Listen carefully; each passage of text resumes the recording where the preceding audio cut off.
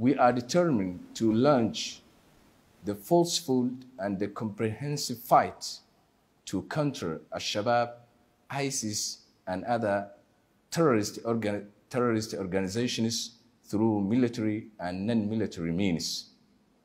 Therefore, I would like to underscore the importance of preserving the gains made so far, as well as continuing the current momentum by intensifying the joint offensive operations to reopen main supply routes that are critical for humanitarian efforts, commercial activities, and the free movement of people.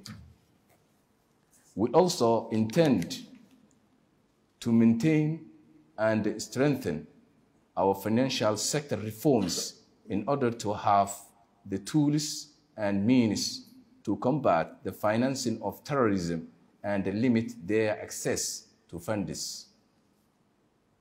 Most importantly, however, this administration is adamant on raising public awareness and mobilizing all segments of the society, including the Islamic scholars, traditional elders, the business community, women, and the youth to join our efforts to eradicate extremism, each in their own capacity.